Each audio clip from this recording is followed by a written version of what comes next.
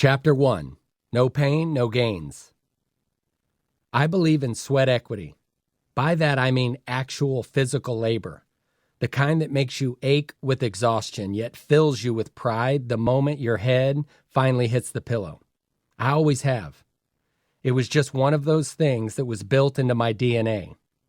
When I was just a kid struggling to engage in school, it was how I set myself apart.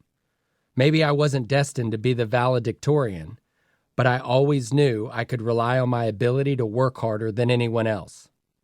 From an early age, I spent countless summers working out the nuances of every sport imaginable.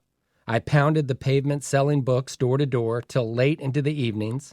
I trimmed trees and mowed acres of grass from dawn till dusk in the scalding Texas sun. Now I restore 100-year-old houses back to their former glory. I built brand new houses from scratch. Perspiration and aching muscles make me feel alive. If I come home at the end of the day and my shirt and boots are clean, I don't feel right. I feel unsettled, like I've shorted myself somehow. But when I've physically worked hard, when I've given something of myself and can actually feel what it cost me, that to me is time well spent. Those days hold real worth.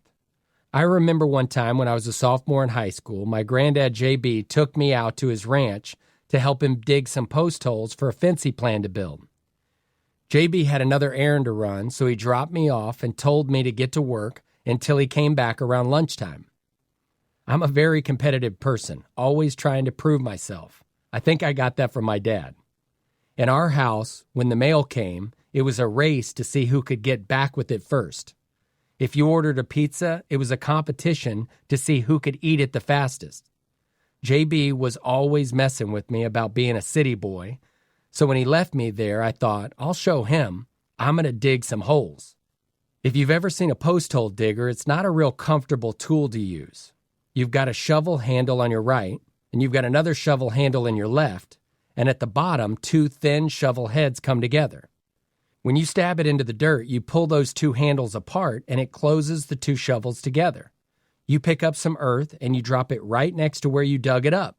Doesn't sound like much because you're not having to move the dirt 25 feet. You're just moving it a couple inches. You pick up the dirt and then you drop it. You do that until you get about 1.5 feet deep. Then, due to the nature of those thin shovel heads, you have a hole about 6 to 8 inches in circumference. And I got right to it. Right away, I realized that the dirt seemed more like concrete. No big deal, I thought. This requires no critical thinking, no strategy. It's just a lot of hard work, and I know how to do that. So I kept at it. By hole number 4, my arms were burning. The dirt I was digging into was rock-solid earth. By the 5th hole, I could feel the blisters forming on my hands, and I realized this was going to be a long several hours. The force of that post hole digger hitting that rock-hard dirt made those blisters throb until they finally burst. And once those blisters finally burst, it was like not only tunneling through solid concrete inch by inch, but doing so while holding a scalding hot tool with my hands on fire. The more I worked and clawed at those freaking holes, the slower it seemed like it was going, and the less it felt like I was accomplishing anything. I held my head up and looked down that long row of holes I still had yet to dig, and I wasn't more than an hour into this thing. Before I'd started, I thought I would have dug 12 or 15 by now.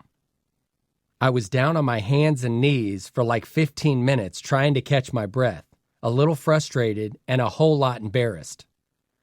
What had I gotten myself into? I still had a couple more hours before JB even returned. So I stood up and lugged myself back over to the next hole. There might have even been a few tears in my eyes at this point. When JB's truck appeared, I got a little flushed in the cheeks. I'd managed to dig only 10 holes since he dropped me off that morning. But what do you know? He hopped out of his truck, walked over and inspected each of the holes and told me that I'd done a hell of a job. I hadn't given up, and for that, he was proud of me. Through my blisters and through my aching muscles, it was evident that I had given it my all. It may not have looked like a job well done to me, but for JB, he could see that despite the embarrassing number of holes, the evidence of my hard work was actually found in my effort. I might have been knocked down a peg or two, but you know what? That night I went to bed proud and woke up the next day ready to do it again. It's like I told you, I like to sweat. That's been true ever since I was a little pint-sized hustler selling candy and Capri Suns down at the public tennis courts or doing yard work for my parents. Later, I sweat plenty running around that baseball field and putting in long hours starting various businesses. You've probably even seen me sweat when Joanna and I did Fixer Upper. I've got no shame about any of that. I didn't bat an eyelash telling you about how digging those holes nearly did me in. I'm actually proud of it. I have always known deep in my bones that hard work yields great results, even when there's little evidence to show for it. Joanna and I have built our entire lives around this notion. We put decades of hard work and grit and a whole lot of sweat equity into the work we do. And now we're launching into what might be the hardest work we've ever done, building a network. We were a few months out from our launch date when I realized, and I swear it was crystal clear as I'm telling you now, that this physical network we are building wouldn't be possible without the network of people who have poured their lives into both me and Joanna and the work we're doing. Some when we were young, and some laboring alongside us now. I told Joe, I think I want to write a book about how to build a network. Joe and a few people on our publishing team kindly pointed out to me that there are already lots and lots of books out there about networking, and I would add that most of them were probably written by people a lot smarter than I am.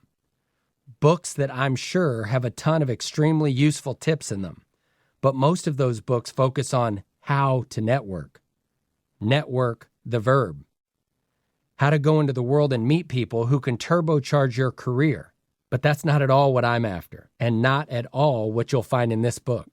I am interested in network, the noun, the group of people with beating hearts and passions who live and love and try and fail and are there beside you as you do the same. The title of this book was going to be Building a Network, because I'm a sucker for wordplay. Get it? Building a network? But I kept veering off track. Every time I started thinking about my own network of people, I'd think about the circumstances that bonded us. It certainly wasn't any kind of networking event. My network has been built by a bunch of small moments. Moments where someone extended me kindness instead of anger, and I chose to pay that kindness forward. Moments when somebody told me, quote, "It's just business," and I refused to believe that. Moments when I had their back and they had mine, even when it looked inevitable that we were going to lose. Moments I chose to do right by someone, or they chose to do right by me, even when what was right was far from easy. Moments when either one of us could have brushed the other off because it wasn't convenient, but we didn't. Moments when we chose to lean in instead of pulling apart. Moments when authentic human connection was more important than any other earthly thing. When we decided to bet on each other instead of the way of the world. Those experiences required hard work. It was painful at times, but boy, was it worth it. And it got me thinking about what those fleeting moments of discomfort, inconvenience, and pain have yielded over a lifetime. A network of people I trust and who trust me. In Joe's and my life, these are the people so outstanding they have come through for us in good times and bad. People who remind us who we are and what we value and don't let us settle for anything less.